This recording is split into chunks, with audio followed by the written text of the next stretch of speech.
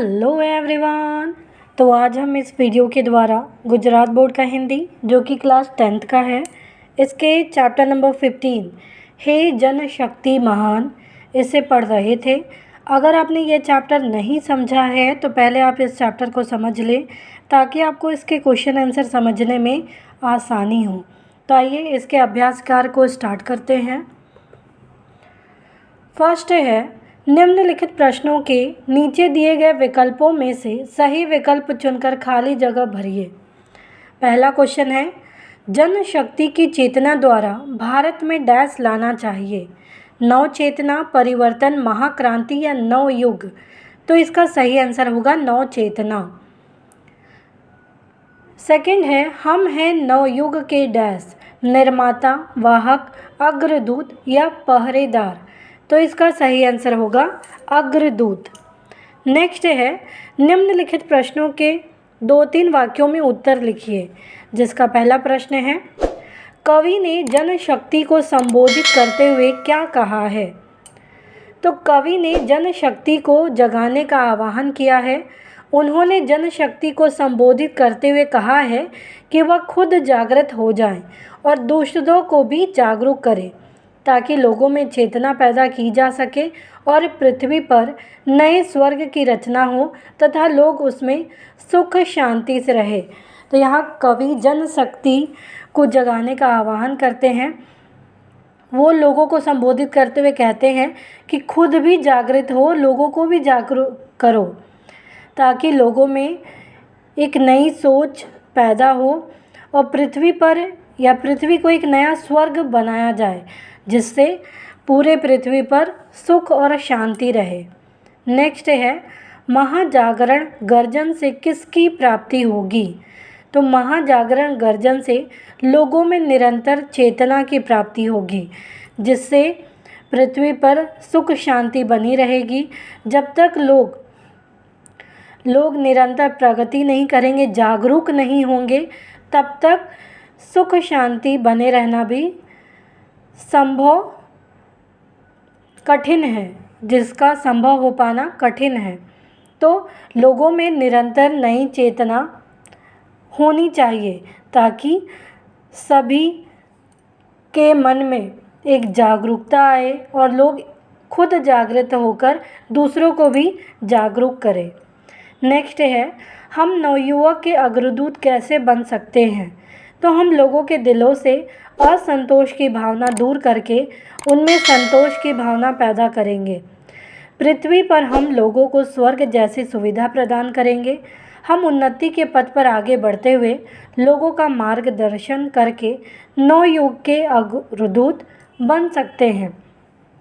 तो लोगों के दिलों में जो असंतोष की भावना है, लोग सेटिस्फाइड नहीं हैं, उसे दूर करके लोगों को सेटिस्फाइड करना होगा। लोगों के मन में एक संतोष की भावना पैदा करना होगा जिससे इन लोगों के द्वारा पृथ्वी पर हम इसे स्वर्ग जैसी सुविधाएं प्रदान कर पाएंगे। हम उन्नति के रास्ते पर आगे बढ़ते हुए लोगों को भी आगे बढ़ने की प्रेरणा देंगे और इसी तरीके से नवयुवक के नवयुग के अग्रदूत बन सकते हैं।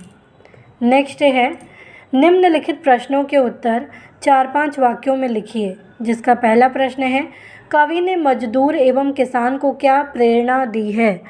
तो किसान और मजदूर अपनी मेहनत से खेतों में अन्न उपजाते हैं और कल कारखानों में तरह तरह की वस्तुओं का निर्माण करते हैं जिससे जनता का काम चलता है।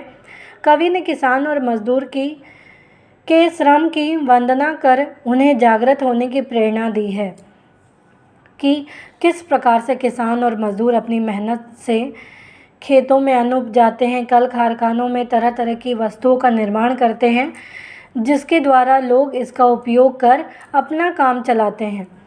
कवि ने किसान और मजदूर के जो मेहनत है उसकी भी वंदना की है, उसको सराहा है, उसकी आराधना की है, पूजा की है और उन्हें भी और ज़्यादा जागरूक होने की प्रेरणा देते हैं ये। नेक्स्ट है, हे जनशक्ति महान गीत के माध्यम से कवि ने जनमानस को क्या संदेश दिया है। तो हे जनशक्ति महान गीत के माध्यम से कवि ने जनमानस को जागने और दूसरों में जागरूकता पैदा करने का संदेश दिया है। वे पृथ्वी पर ऐसी दुनिया का निर्माण करना चाहते हैं जिसमें लोग सुख सुविधा के साथ शांतिपूर्ण ढंग से रह सके।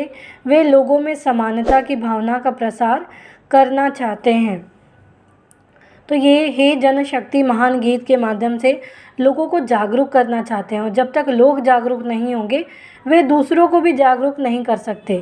तो पहले खुद जागरूक होना है और तभी दूसरों को भी जागरूक करने का या उनमें जागरूकता पैदा करने का उन्हें संदेश देना है, क्योंकि हम सब ही मिलकर पृथ्वी पर ऐसी दुनिया का निर्माण कर सकते हैं जहाँ सारी सुख सुविधाएं हो, जिससे लोग इन सुख सुविधाओं को शांतिपूर्ण ढंग से इसका उपयोग कर सकें और लोगों के बीच में समानता की भावना फैल सके। नेक्स्ट है निम्नलिखित शब्दों के दो पर्यायवाची शब्द लिखिए।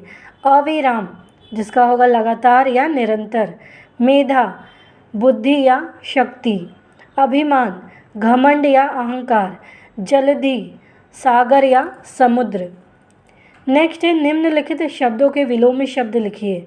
संतोष का असंतोष, निर्माण का विनाश, प्रकाश का अंधकार, विजय का पराजय। नेक्स्ट है निम्नलिखित शब्दों की संधि विच्छेद कीजिए। उन्नति का उत् प्लस नति, नाविक का नौ प्लस एक, विजयोन्मादी का विजय प्लस उन्मादी।